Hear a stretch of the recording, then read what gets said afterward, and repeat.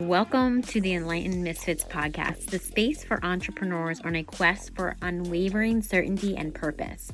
I'm your host, Lauren, and each episode is a compass guiding you through authentic conversations, unraveling the mysteries of your human design chart, and offering tools from the remarkable guest. Join me as we embark on a journey to manifest greatness and create a life aligned with our deepest purpose. This is the space where misfits find their enlightenment. Welcome to the Enlightened Misfits podcast. Welcome back to the Enlightened Misfits podcast. I'm your host, Lauren, and in today's episode, I have Penny. She is the co-founder and executive director. Now, I'm going to hand it over to her and let her explain her personal story and how she became involved in overdose awareness. Welcome, Penny. Thank you. And I wanted to take the opportunity of saying thank you. We're always grateful to be able to share about our mission at Face the Facts and overdose awareness, and to be able to share my son's story and how I came to be where I am. So this is my son, Vincent Tamborelli. He called me on July 16th to tell me a silly story about he had gone to the movies by himself. And I told him, don't pull a Pee Wee Herman. He didn't know who Pee Wee Herman was, but on the way home, he called me back. We were laughing about, he remembered Pee Wee Herman from the silly childhood show, not Pee Wee Herman in the movie theater. His last words were, Mom, I love you. I'll call you in the morning. And then at 5:30 in the morning, his dad called me to tell me he had found him. He had gone into the bathroom at probably 11 o'clock, used for the last time, and 6 hours later, his dad found him dead. In the weeks after that, I knew I had two choices. I could let that grief eat my soul alive, or I could do something about it. I wasn't sure what that something was, but I'm one of those people. I believe that if you manifest it, you talk about it, it's going to find you. A lot of times you don't need to find it, it's going to come to you. We had made our arrangements for, Vincent was in Florida, but we had worked with Strano and Feeley, a local funeral home here in Delaware. And probably 4 months after Vin died, the owner and the manager reached out to me and they said, what can we do? And I had attended some mom-only grief groups, super segregated. They were not for me. I'm not someone who I need to be doing something. I can't sit around and talk about it. I'm that person that's like, okay, this is what the problem is. We're going to jump in. We're going to make a difference. And so when Aldo asked me on the phone, I always laugh because they said, do you want to come to dinner at the funeral home? And my joke has always been, how do you say no to dinner at a funeral home? That's a real catcher. So I went to dinner at the funeral home, and that night, with Aldo Di Natale and Karen Feeley of Strano and Feeley, Face the Facts was born at that table. We decided we were going to have meetings, which we do the third Tuesday of every month at 6:30 at the Strano and Feeley Funeral Home. There is no segregation. We have moms and dads of children who are passed away, who are alive, who are lost in Kensington. We have people in recovery. We have some younger moms who really just do not have ties to addiction, but really want to educate themselves to look for the signs and listen to stories. And they're some of our biggest volunteers. And so we've been doing that. November will be our 8th year. And so 5 years ago, we decided that we were watching all the other states go purple, host these monster rallies. There's an organization out west that has 10,000, the signs, the giant ones, two-sided. It ends up being almost 1.5 miles of these signs where people have to literally walk through them. And we decided that we needed to give statistics a face. You read oh, last year, X number of people died. Unless you're part of that, that's just a number. It's, unless something has a face, it doesn't have a meaning. So we decided to start doing overdose awareness, and this will be year 5. And it has kind of segued to be the state's largest overdose awareness event. So then we started kind of refining it. We wanted to be child friendly. So we get local organizations to sponsor a bounce house. We bring in Dory Fostick, who everybody in Delaware knows is the most amazing face painter. She donates her time and her talents to anything that anybody ever needs. Kids, when their parents are in active addiction, they're part of the collateral damage. They're living that addiction with their parent. And then they're living meetings through recovery. And we just want it to be a fun event so that mom and dad can, and grandparents or whoever, they can go around to the 100 exhibitors we have, and they can learn about what programs are out there. Or, the parent who hasn't lost their child but is part of our core group, they can talk to different people and understand, what does a recovery residence look like? What does that mean? What is a group home? There's so many preconceived notions about that. The very first time, my son died in July, and then at Thanksgiving we fed a men's recovery residence. And when I got there and Ron opened the front door, I said, "Oh, it's a living room." And I remember him looking at me like, "What is wrong with you?" Then we went into the kitchen, and then there was like a family room. And I looked at him and I said, "Well, where are the beds? Where do people sleep?" And he opened a bedroom door, and I was like, "Well, wait a minute."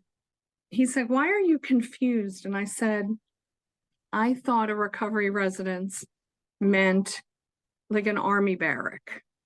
There was someone sitting there, and then there was just rows of beds, and you were watching them." And he was like, "Absolutely not. This is more of a support thing. You get up, you go to work, you come home, and maybe you cook dinner or I cook dinner and we watch TV." He said, "But at any point, you can leave. You can make that decision. You don't come in at 8 o'clock and we lock the door and we're like, 'Yeah, sorry, you can't leave.'" So for me, that was like the beginning of my love of recovery residences. So Face the Facts, through an enormous, I can't even put into words, enormous community outpouring, we have furnished 26 of the Oxford houses, which there's 3 young men that run it, Corey, Ryan, and Robert and Ryan. They're 3 amazing guys, and they just allow me to be part of something that Face the Facts will never have recovery residences, but we're able to be, a huge piece of that puzzle, to be able to get the phone call that, "Oh, we have 2 new guys, they need 2 dressers." If I put a post out, within 5 minutes, I'm getting a text, "Hey, I've got 2 dressers, where can I deliver them?" Yeah.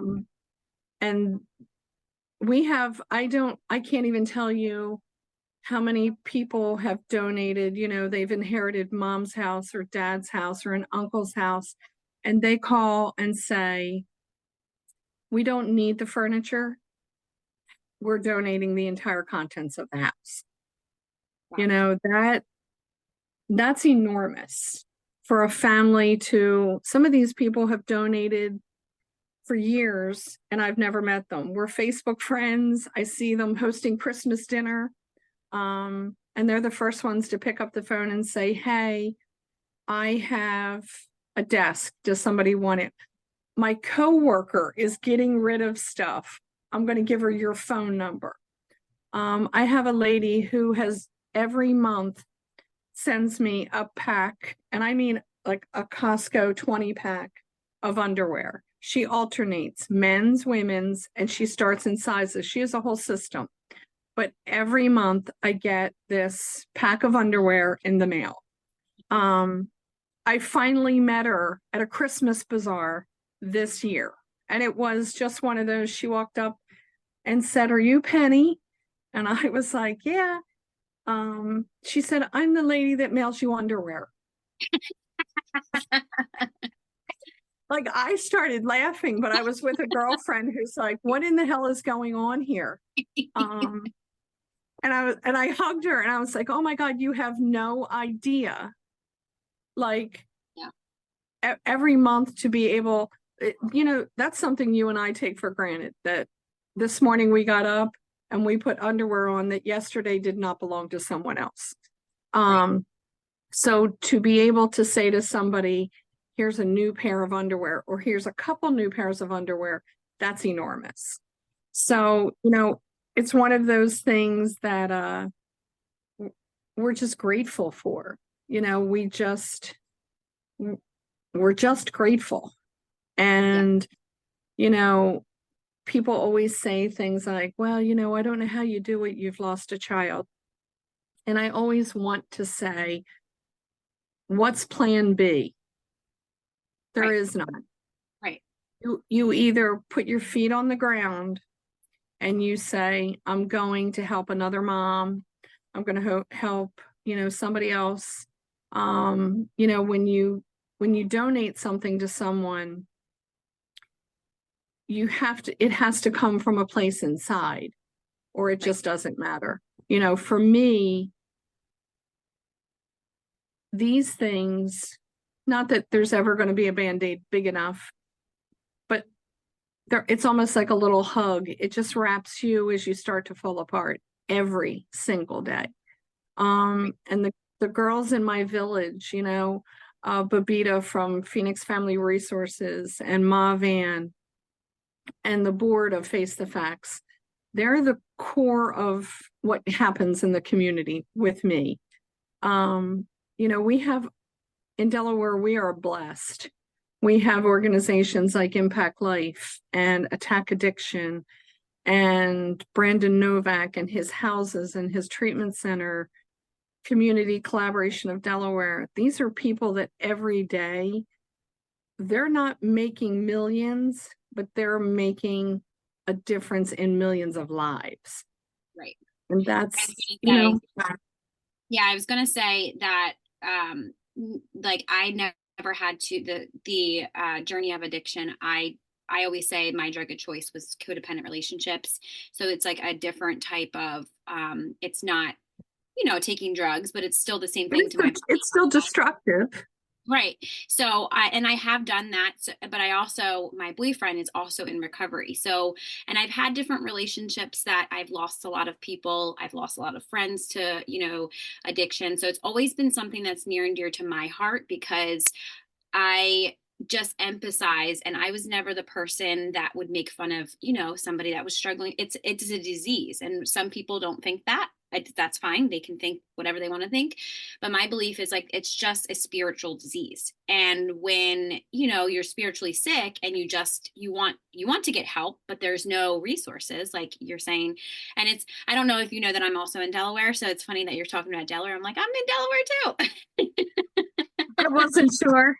So yeah. So I hear about all of these, and it's like I love the awareness, for one, that that each individual states are doing, especially Delaware, because there is so much awareness. I feel like the way when you raise your awareness to things, people are more susceptible if they choose to, because it's a choice, right? They choose to get clean, to get help, to maybe they can't ask their family, but they can ask all these other organizations. So I have to say that what Face the Facts is doing and what you're doing, and you decided that one day to take your grief and do something with it instead of make you sick, or I feel like that healing every single day is probably what is that mission and that drive is what I'm sure it's very, very healing for you.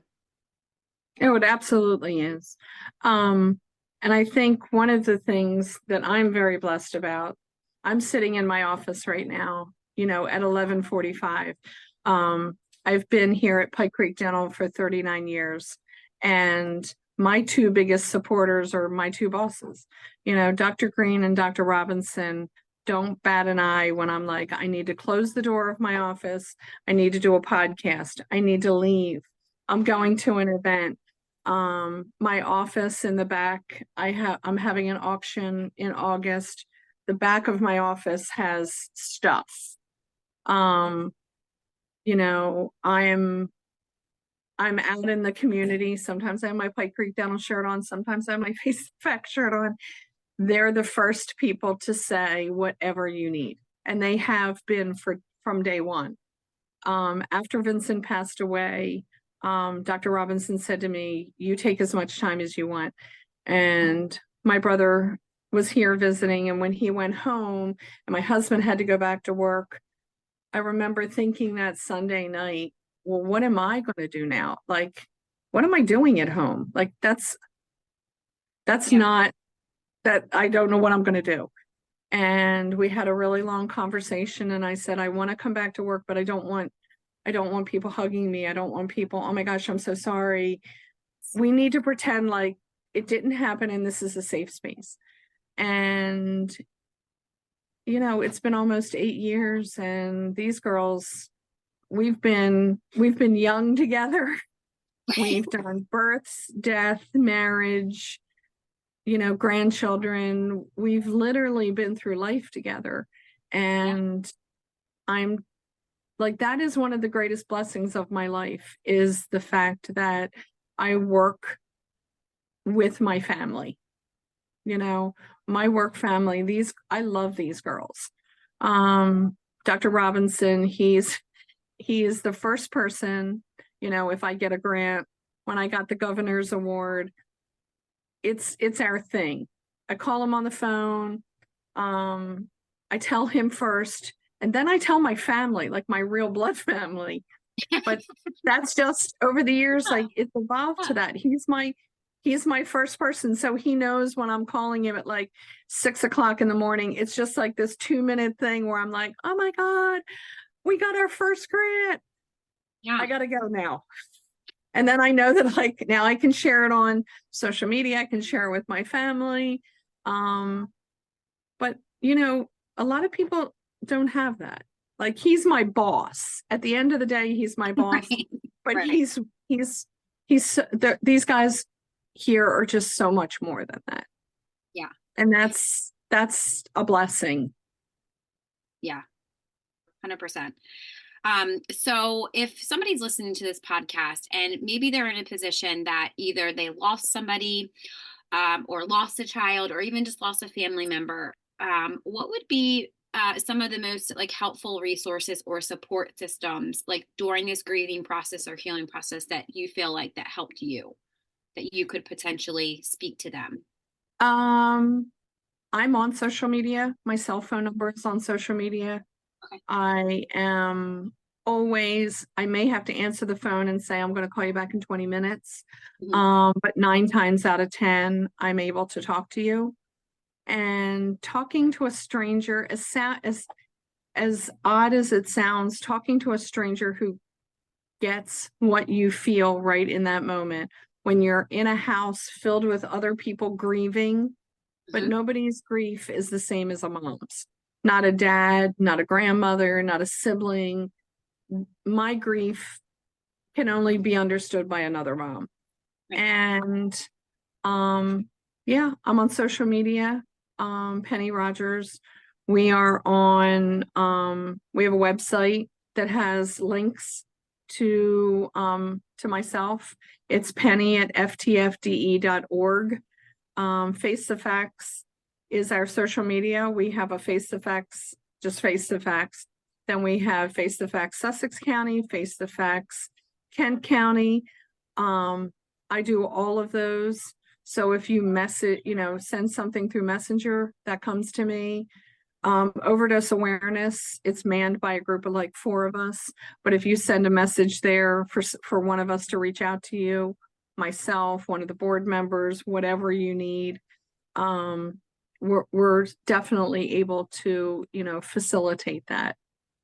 most of, like it, I think we have a little bit more awareness. We have something called the Vincent Tamborelli Family Assistance Fund. It pays for direct cremations. We just had a huge auction. Actually, there were so many donations that we're having a second auction. They did not fit in the cork and barrel, so we're doing another one in August at his other place. So we do have people reach out, and it takes a tremendous amount of courage to call a stranger and say, my child passed away this morning. Can you help me? Yeah. And I had two girlfriends, Donna Marshall and Munchie Morgan, who gave us the seed money and sent us in that direction. This is what we want you to do with the money. This is what we see the need. And that was probably 5 years ago, and it's all done through donation in lieu of. That's one of the things we ask you. If we're going to take care of it for you, we ask that you do your in lieu of. Encourage people not to send flowers, to give us the ability to do for someone else what we did for you. And we have gotten a lot of support through that. People do it for their birthday fundraisers through Facebook. And when you think, oh, I only raised $73, it doesn't matter. It's not only to us. Like, that's a big deal. The real truth is, if you raise $2, but you thought enough of us to do it, like, that means so much to myself and our entire board. Right. Yeah, 100%. So one more question before we wrap up. Absolutely. And I was going to say also, I'll make sure in the description box on YouTube where this is recorded and the audio that all your links and everything that they can find you too. So just in case if somebody listens to this and they might be going through this at this time. So if you mentioned earlier about navigating mothers, guilt, what would you suggest another mother to, how another mother should navigate feelings of guilt and trauma after losing a child to overdose? That's a toughie.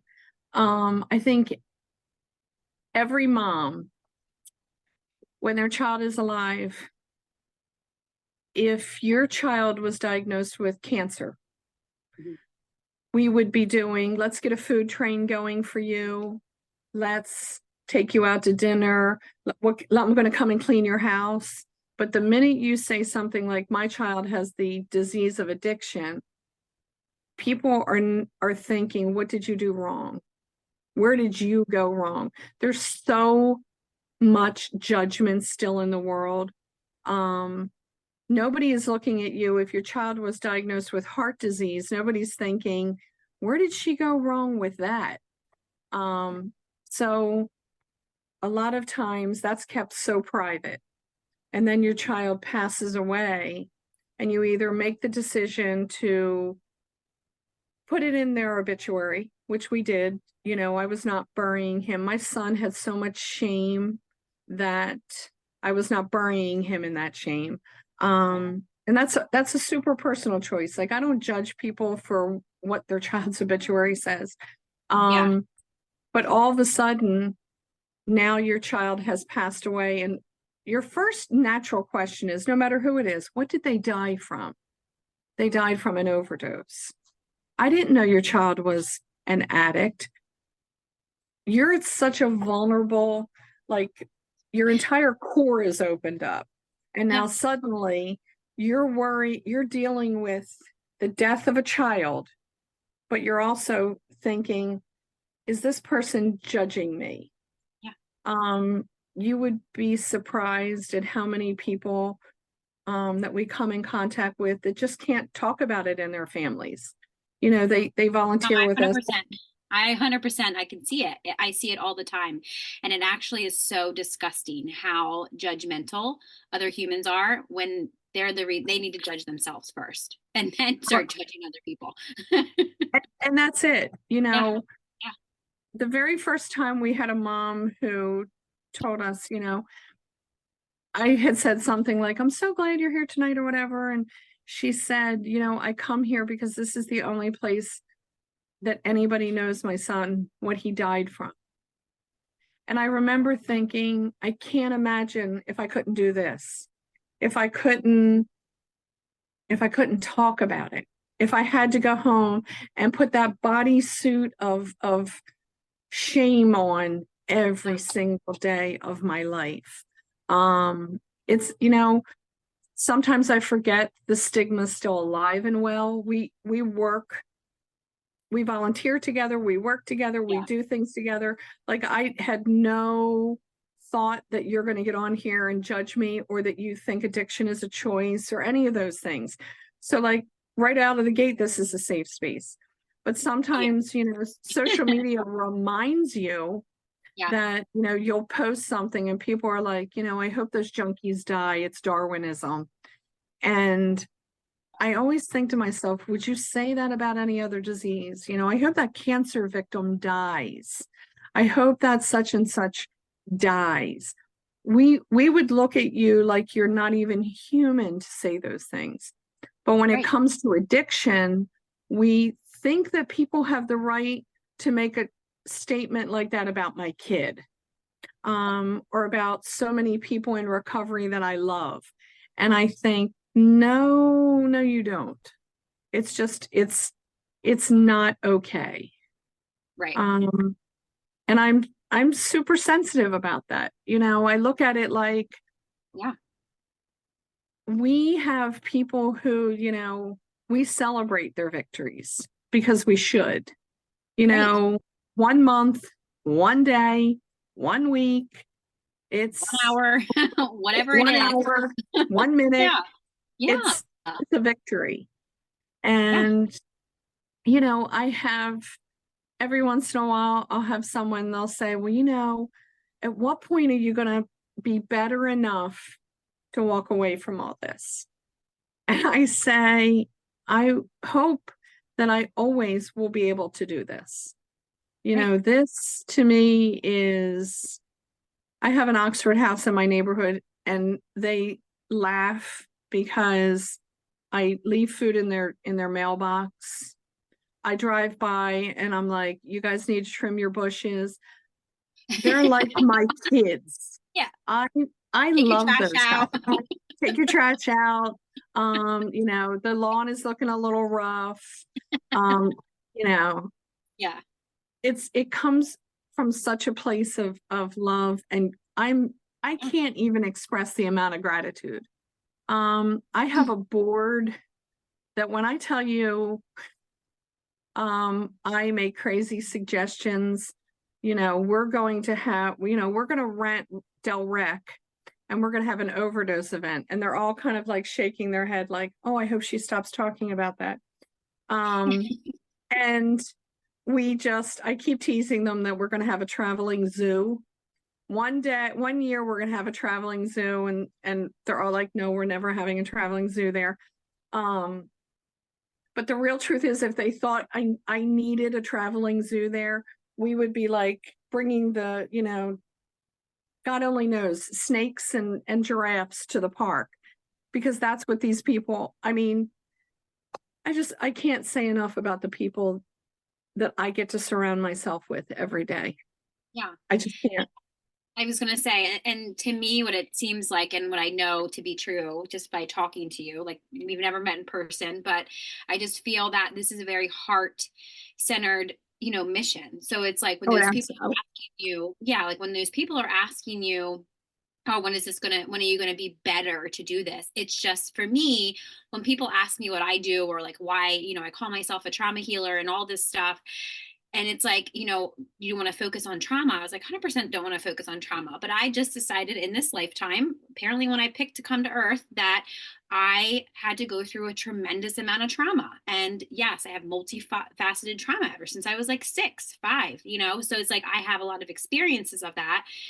And I'm a very powerful healer because of that. So it's like, when you have that mindset and that awareness and that perspective of your experiences led you to where you are now, if you didn't just say you didn't have this experience with your son, you'd be a different person today, right? Absolutely. So it's like, so it's like, And when I explain it to people that way, because a lot of people ask me that, and I came from healthcare.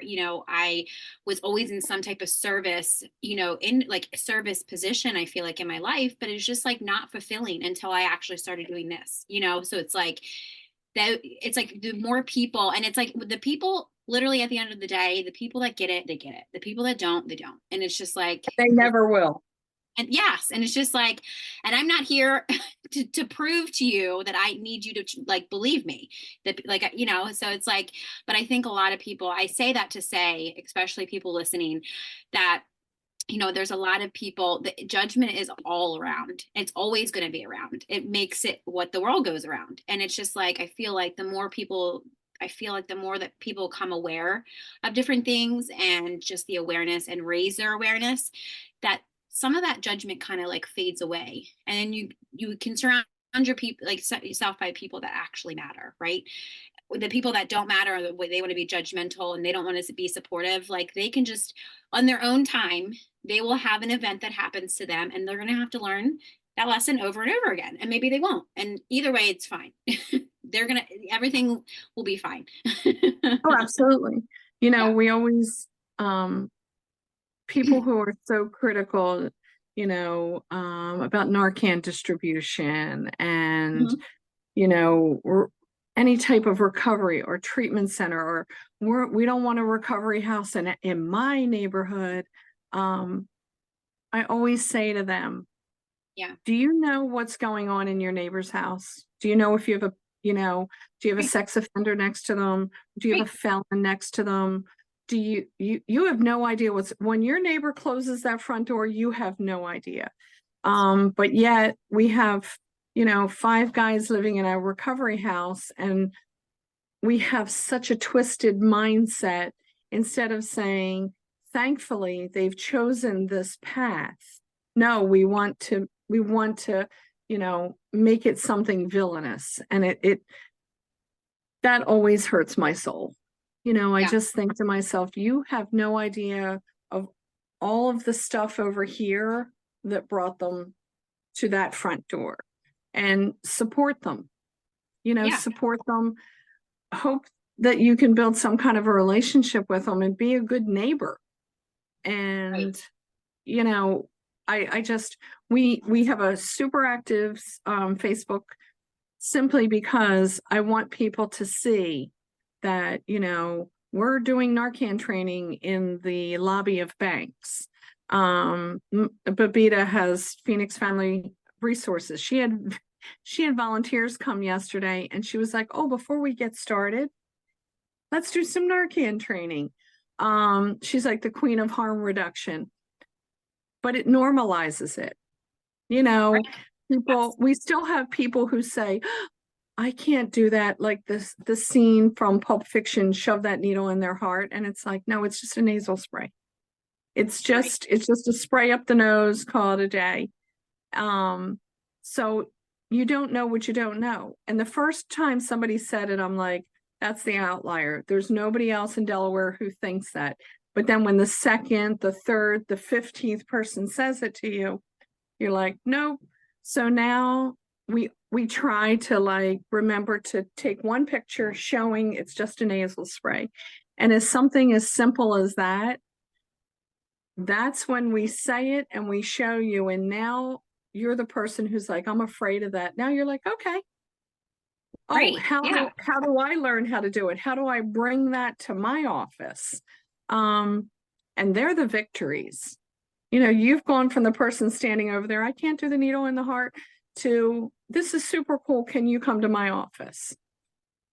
Yeah. I was gonna say I And haven't heard and like the needle in the heart thing. I've heard, of Narcan and stuff, but it's like the way that I look at it is if you have it and you can see like to it to me it seems like lately like our human sides need all this help, but it's not like our souls need all this help, right? It's like these our human side of ourselves need a lot of help actually. Like it doesn't matter how absolutely, much healing you do, nobody knows anything.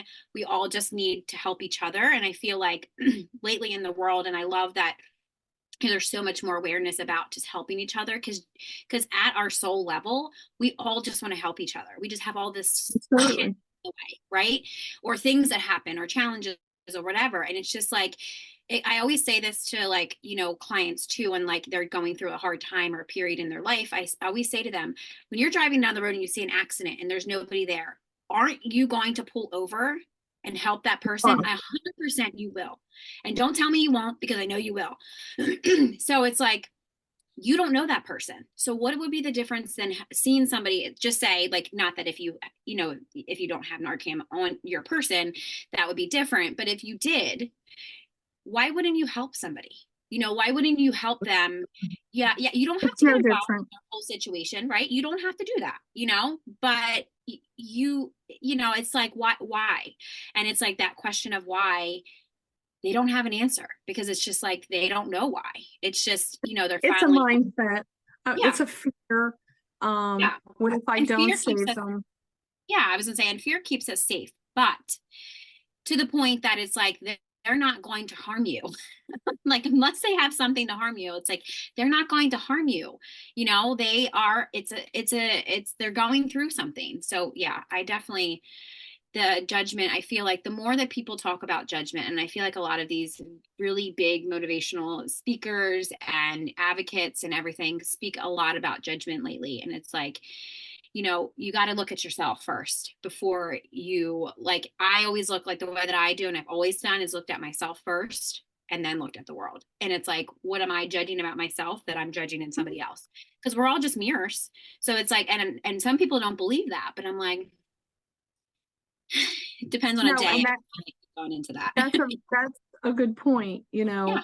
Sometimes you're mirroring something going on inside and you're projecting it. My judgment comes from a bad place, Right. until you keep, God willing, keep planting the seed, planting the seed, planting the seed, until hopefully one day that light bulb goes off and you stop thinking about it being a choice. You stop thinking about, you hope that the education kind of like seeps in like a sponge too. Understanding that it's not a choice. When you talk to different people who talk about the black depths of their addiction, Yeah. you can't hear those stories and think, no, it really was a choice, because some of the stories that you hear, you can't unhear them, and you wonder how, well, you truly understand at that point why they needed to mask it, why they needed to hide from it. It is trauma on levels that you can't even begin to grasp. Yeah. And that's like, that's where my heart goes out to, because even Absolutely. though I have not had that experience with drugs, I've had the experience of other things, like relationships, abuse, codependency, near death experiences 3 different times. Like, I know that feeling. So when people talk about that feeling in relationship to why I mean, like, simply, it's just childhood trauma. And I don't really care what anybody says. It's like, it's suppressed trauma. Like, that's it. Oh, To the point absolutely. that it's like, I know and I speak about this too. And my parent, my mom listens to my podcast, and I told her, you did the best you could what you had. I'm not blaming anything on you. It's just what I had to go through. And I didn't talk about my trauma, my sexual abuse, all this stuff. I didn't talk about any of that because it didn't feel safe, until I figured I have to do this all myself, destructed my whole life. But, I got to the point that I was just like, I can do this for myself. And I'm like, every single person can. Obviously, you need support by other people, that it's a safe space. And at the end of the day, that's why I make this podcast a safe space. Every time that people come in into a container with me and my messages, whatever, it's always a safe space, because that's all that matters, is if they feel safe, speaking to me, because it's hard to talk about it. And it still is, it's hard to talk about it in society. Society does not, you're, labeled as like, an outsider, or like I call the podcast a misfit. Like, you just don't fit in. You just don't feel like you fit in. So yeah, I love that. I love that everything that you're doing. And I know the world appreciates you. I know Delaware appreciates you. I appreciate you. Was there one Thank you. last kind of thought that you could give the listeners to kind of, if they're stuck in this place of not knowing what the next step is? Trust the process. I love that. One of my friends in recovery always talks about your secrets keep you sick. And it took me the first time I heard it, I was like, what does that mean? You know, what does secrets keep you sick mean? And I've known him for 4 years, and he talks about it frequently. And when him and I were in the car alone one day driving to an event, he told me what his secret was and how he told it for the first time. And he said, have you ever had a shirt on that was so uncomfortable, or a pair of shoes, and you were thinking about, oh my goodness, I can't wait till I get home and take these off? He said, I had that on like a Chewbacca suit. And he said, I just wanted to tell one person, but I was so afraid. And he said, one day I just was like, I'm just going to say it. This is it. I'm just going to say the words. He said, and I said it. And he said, I know what the caterpillar who turns into a butterfly feels like at that exact moment. Because he said, you know how we talk about a weight being lifted off your shoulders, senses of freedom. He said, in that moment, when those words came out, he said, my secret was not going to keep me sick anymore. He said, because the person I told it to was like, okay. He said, just like I had said, we're going to stop and get gas. He didn't make a big deal out of it. He said, and I just realized in that moment, over the years, I had made it uglier than it was. And I thought that if I say it out loud, people are going to stop loving me, liking me, accepting me. They're going to start judging me.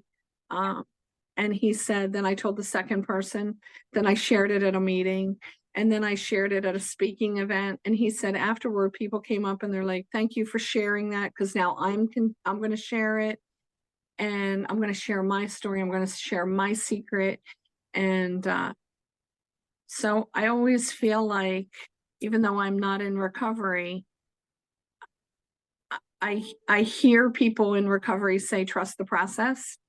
And that's another one. At first I was like, I don't know about that. But the people who trust the process, they're the ones that are celebrating the first year, the second year, the third year. You know, they're doing meetings. They're the ones with sponsors. They're the ones that are so plugged into service. And when you're plugged into service and you're giving back, you're getting it, you're feeding your soul. And they're the two things, reach out. When you're struggling, first of all, when you're struggling, you think nobody else knows it. Everybody knows you're struggling. Like your girlfriends, if you're having an off day and you're out to lunch with them, the first thing they're going to say is, what's wrong? The minute you step back and you're like, nothing, you've missed that opportunity to get better in that moment. So reach out. Everybody has to have their safe person. Love that safe person and use that safe person. Create with them, collaborate, share, all those things. Be somebody's safe person. Right. Yeah. I was going to say, I was like, I actually on my computer here, you can't see it, but my computer, I have trust the process, because through my whole journey of, all of this, I had to learn how to trust myself. And then I could trust, trust my body, trust what I know, and then trust, the rest of, what I'm doing. So yeah, I actually, that saying has been, it holds a lot of truth, trust the process, especially when I don't know and I can't I don't know what's happening. I don't know what's going on. It's just like, okay, I'm just going to trust whatever's happening in this moment is supposed to happen. I'm not going to control it. I'm just going to like let it go and keep moving, forward, because that's very powerful. Those 3 words are very, very powerful. And I think any aspect of any recovery, any type of trauma, any type of anything that you're going through. So thank you for that. Absolutely. Can I say one last thing? Sure. We're hosting Overdose Awareness on September 21st at Del Castle Recreational Park on McKinnon's Church Road. It is from 11 a.m. to 3 p.m. There's speakers, food trucks. It's a family-friendly event. It's free except for the food trucks. It's an amazing event. If you have someone you've lost, we do impact signs. You walk through several hundred signs. You exit through those signs. Again, putting a face to the statistic. If you have any information, you want to be involved in any way, you want to volunteer, there's an Overdose Awareness Day, Delaware. Reach out through there. That was my shameless plug today. Thank you. Thank you so much for joining us today on today's episode with Penny on the Enlightened Misfits podcast. If you enjoyed today's episode, don't forget to subscribe. You can leave a review and make sure you share this with anybody that you feel that will gain knowledge from listening. Stay tuned for more captivating conversations in the future. I hope you have an amazing rest of your week, and I will see you next time.